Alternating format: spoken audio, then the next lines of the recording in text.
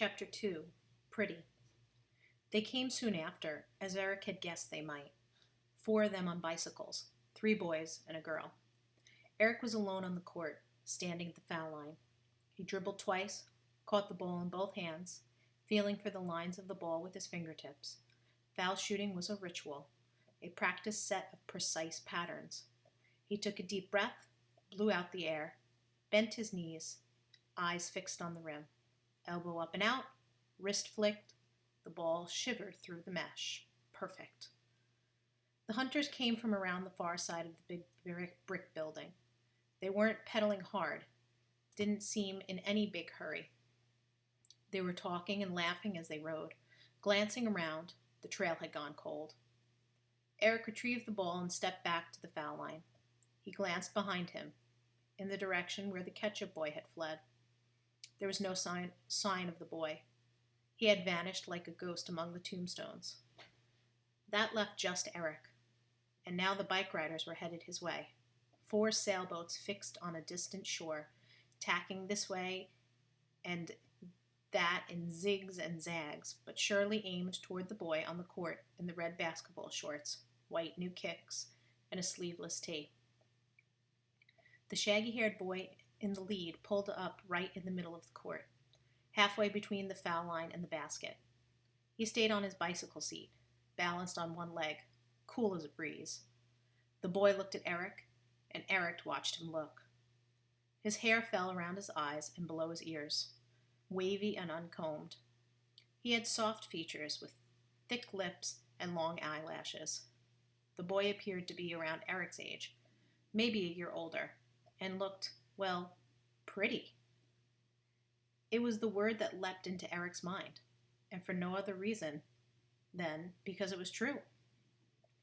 The other 3 stayed on their bicycles and slowly circled the perimeter of the court, riding behind Eric and then back around and around, the noose of their circle drawing tighter each time. They too said nothing, as if content to wait for instructions. Eric wondered if something bad was about to happen. He wondered, too, if there might be anything he could do to avoid it. A part of him watched the scene unfold as if he wasn't in the middle of it, as if he was in a movie or something, as if he watched from an overhead camera, the cyclists circling like vultures around a carcass. "You didn't see anybody come by here, did you?" the boy asked. "Looks like a French fry," a skinny, hatchet-faced boy added. He laughed, and the 3rd boy joined in.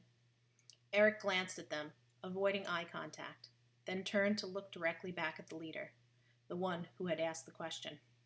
"I've been shooting around," Eric explained, with a shrug. "I didn't really—" "Nobody, huh?" the brown-haired boy said, sliding off his bike and dropping it carelessly to the ground. He didn't look that big or that strong, but he moved with an easy confidence. There was a toughness there, a hardness beneath that long lashes and full lips. The boy held out his hands, clapped once, said, "Let's see that ball, huh?" Eric didn't hesitate. He made a sharp bounce pass to the boy. "Sure, here," he said, as if it was nothing he wanted more than to hand over his ball to this stranger. The other 2 boys deposited their bikes on the grass. The girl, with a high, round forehead and straight blonde hair parted in the middle, remained seated on her bike, wrist dangling over the handlebars, silently watching. "You new around here?"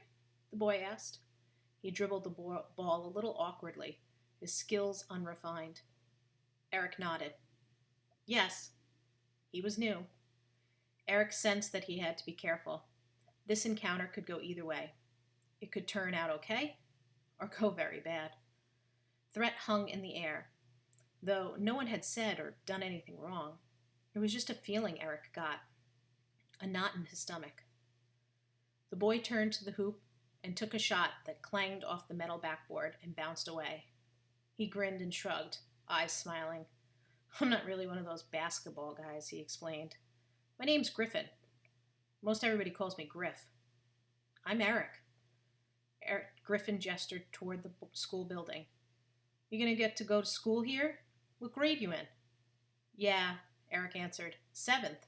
Huh, lucky you." One of the other boys, the heavy, raw-knuckled one, snorted. You any good at homework? We could use somebody to do our homework.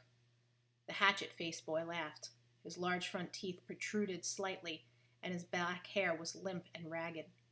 Eric instinctively disliked him. Weasel, he thought. Griffin smiled at Eric. Don't pay any attention to these guys, he said. They think they're funny. Anything for a laugh, right, Cody? The ugly one, all beak-nosed and buck teeth, blew a bubble and let it burst. Good times, he chirped. Good times. I feel sorry for you, Griffin said to Eric. You move here, and all we've been trying to do is figure out how to break out of this place. Griffin had a way about him, a certain kind of natural leadership that Eric respected. Words came easily to Griffin. His smile was bright and winning. Eric felt almost envious.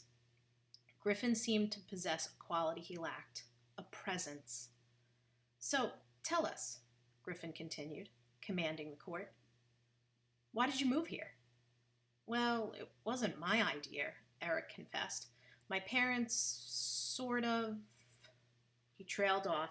Better keep that part to himself. You don't talk a lot, do you? Griff noted. Eric tilted his head, shrugged, embarrassed. He's a shy boy, the big one squealed. Shut up, Drew P., Griff said. Get me that ball, will you? And Drew P. did. Drew P., Cody chimed in a mocking sing-song voice. Get a life, Droopy snapped back. Griffin shook his head, as if the dialogue disappointed him. He explained to Eric, his name is Drew Peterson. The other day we started calling him Droop. And Droopy, you get it? Drew P. Griffin smiled. I don't think he's crazy about it. Eric didn't respond, just listened and nodded. Griffin weighed the ball in one hand. You mind if we keep this? What? The ball, Eric, Griffin said. You don't mind if I keep it for a while, do you? A souvenir? Yep, Cody chirped. Eric started to answer. What? Griffin interrupted, his face a mask now hard to read. You think maybe you have a choice?